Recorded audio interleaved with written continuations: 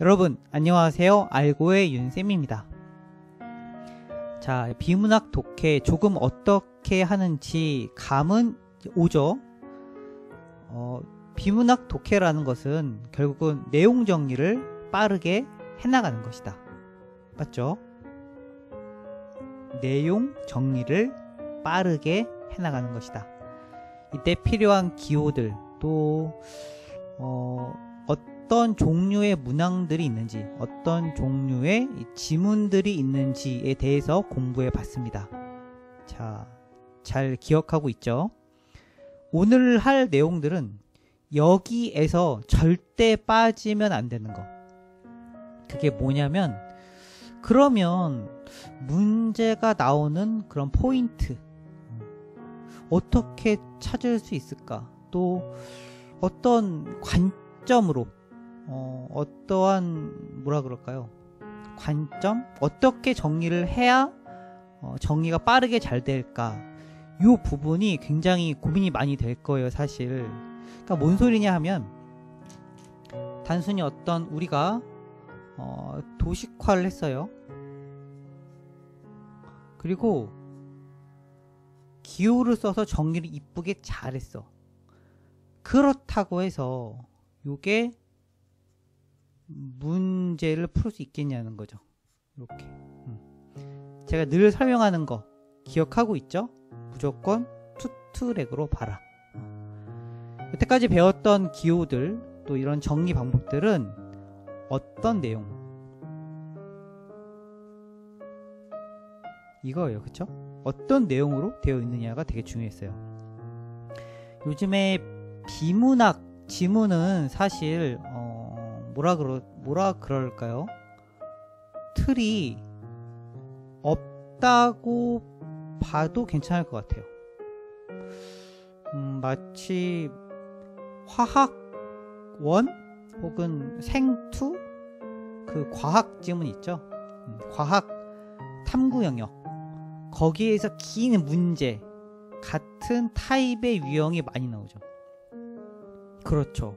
그래서 이게 진짜 국어 문제인지 이렇게 하는 건데, 어떤 식이냐면 어떤 내용이 있고 거기에 따른 용어 설명이 있고요. 그리고 그 용어들 간의 어떤 관계들, 이런 관계들을 설명하면서 하나의 이론, 또 내용을 설명하죠. 그리고 이거를 읽는 데서 끝나는 게 아니고 정확히 이해해야 돼. 요 이해된 내용을 가지고 어떻게 해요? 새로운 정보나 새롭게 추론해서 문제를 푸는, 혹은 응용을 하는 요런 느낌, 요런 흐름의 비문학 문제 유형이 이어지고 있어요.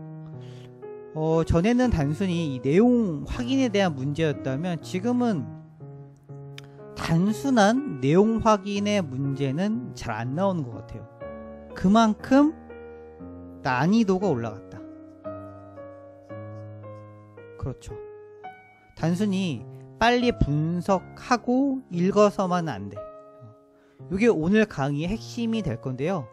자, 그럼 우리가 공부를 할 때, 우리가 지문을 볼 때 도대체 어떤 부분을 정확하게 포인트를 찾아야 되냐, 또 어떻게 정리를 해야 되는가 중요하겠죠.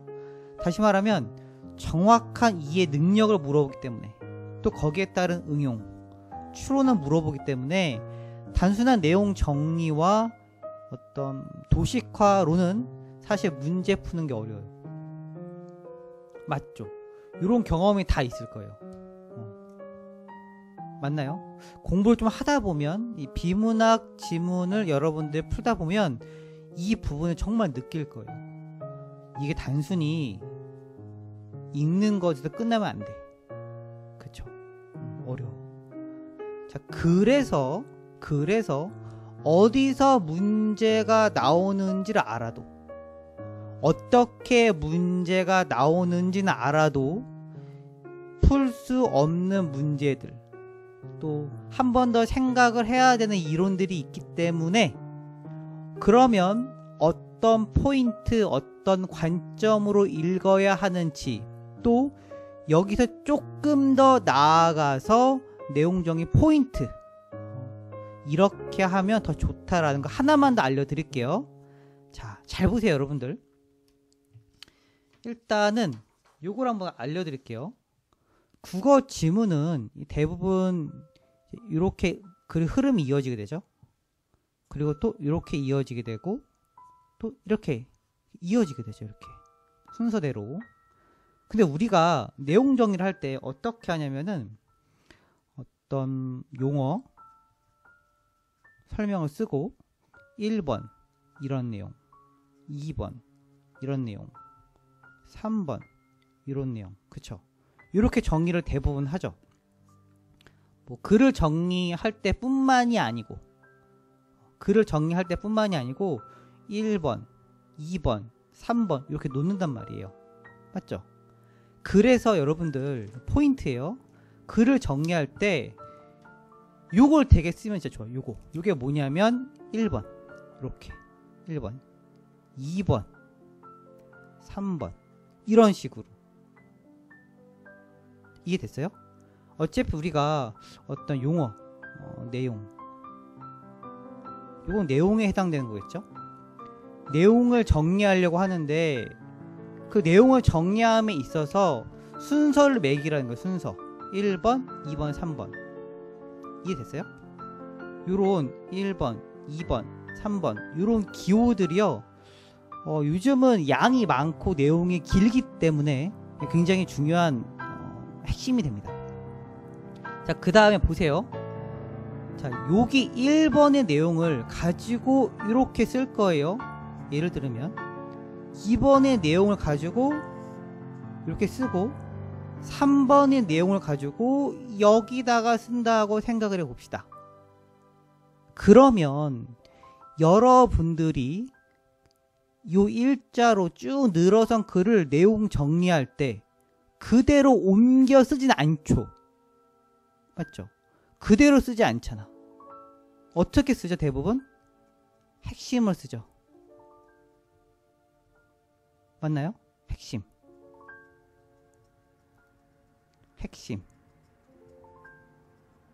이렇게 정리하죠. 됐어요? 요거를 요거 다음 강의에서 어떻게 내용을 정리하는지를 예시로 충분히 보여드릴게요. 이렇게 정리한단 말이야.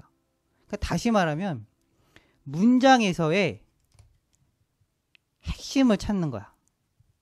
문장에서의 핵심을 찾고 문장에서의 핵심을 찾는 거예요.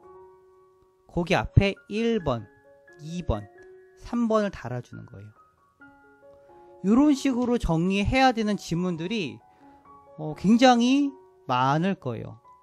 어떻게 보면은 굉장히 많다기보다는 거의 대부분일 거예요. 그쵸? 보통 문단을 보면 문단의 내용은 이렇게 되어 있어요. 이게 한 문단이라면 모든 글의 핵심은 일단 첫 문장이 제일 중요해요. 첫 문장. 그리고 끝 문장이 되게 중요해요. 끝 문장. 기본이거든요. 처음에서는 핵심을 던져요.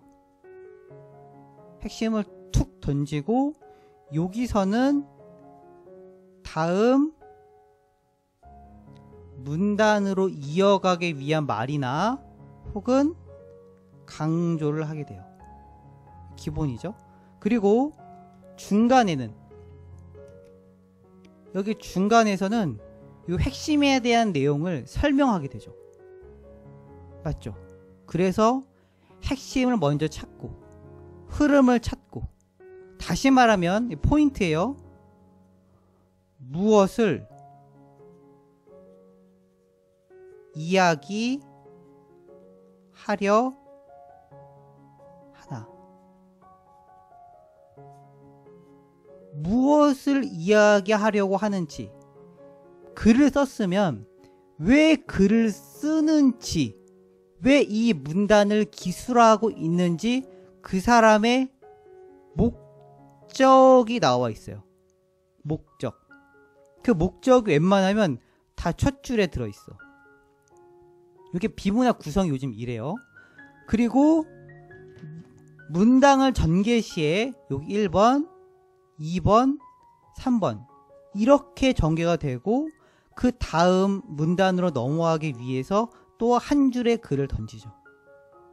이런 식으로 구성이 되다가 갑자기 밑도 끝도 없이 딱 끝나. 이런 식의 구조예요, 요즘은. 그래서 비문학 이 문단 구조의 어떤 뭐라 그래 흐름은 참 옛날 같지는 않은 것 같아요. 그렇죠. 맞죠? 자, 그래서 우리가 글을 읽을 때 굉장히 중요한 게 있어요. 글을 읽을 때 뭐가 중요하냐면 의도, 목적을 파악하는 게 굉장히 중요해요.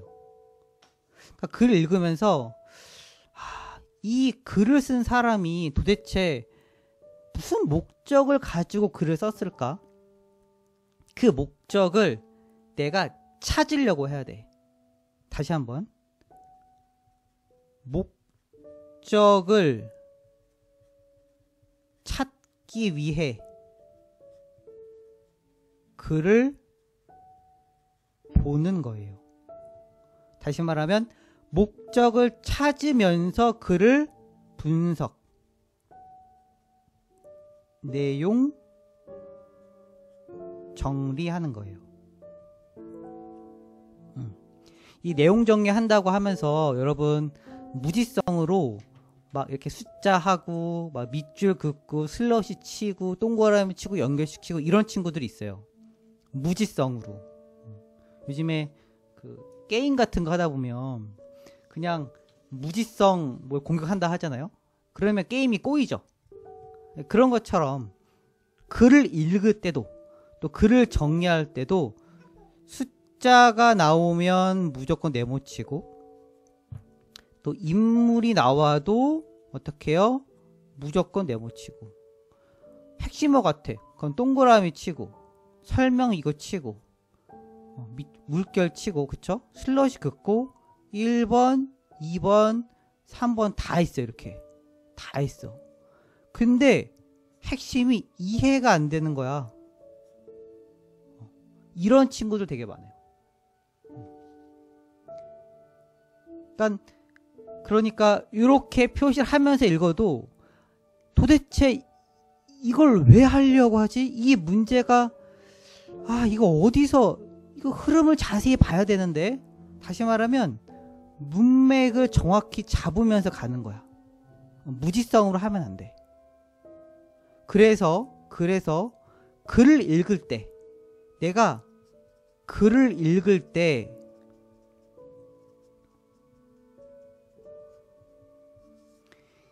출제자의 포인트를 가지고 읽는 거예요. 좀 설명이 됐어요? 어떤 포인트? 출제자의 그 마인드, 그 포인트를 가지고 글을 읽어야 돼요. 문단에서 보면요, 여러분들. 이 문단에서 보면 글의 포인트가 첫 줄, 또 이 마지막 줄에 이어져서 나오듯이 이 5문단, 요즘 4문단이기도 하고 6문단이기도 하는데 첫 번째 문단에는 대부분 글의 목적성이 들어있어요. 글을 읽을 때 첫 번째는 뭐 전초니까 빨리빨리 넘어가지 라고 생각을 하는데 그게 아니고 첫 번째 문단에서 목적성을 알려주니까 첫 번째 문단에서 목적성을 알려주니까 출제자도 그 목적성에 맞게 문제를 낸단 말이에요. 다시 한번. 글을 쓰는 사람도 첫 문단의 목적성을 알려주고 출제자도 요즘에는 이 목적성에 맞게 문제를 냅니다. 그러면 글을 읽는 사람도 됐나요? 글을 읽는 사람도 첫 문단을 보고 무엇을 물어볼지를 생각하면서 읽어야 돼요. 이게 굉장히 중요해요.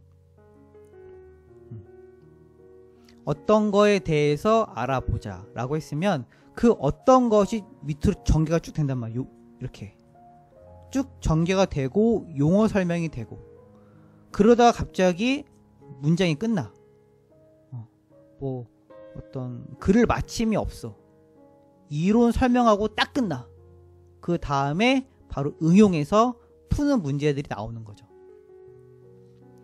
그러니까 대부분 그런 식의 문제가 나오기 때문에 요거를 체계적으로 1번, 2번, 3번 이렇게 정리하고 핵심을 따고 이렇게 핵심을 따고 얘를 응용할 줄 모르면 문제가 풀리지 않을 거예요. 알겠죠? 이런 식으로 나와. 그래서 비문학을 풀 때 여러분들이 주의해야 될 것, 무지성으로 막 이렇게 줄을 그으면 안 돼. 이런 친구 생각보다 많아요. 그리고 무지성으로 표시만 하면 안 돼. 알겠죠? 항상 문제가 어디서 나올지에 대한 관점을 가지고 봐야 돼요. 여기까지. 자, 이해됐나요? 이거는 뭐 더 이상 설명할 수가 없기 때문에 예시를 통해서 한번 설명을 해보도록 하겠습니다. 자, 그러면 다음 시간에 보도록 할게요. 여기까지 알고의 윤쌤이었습니다. 안녕!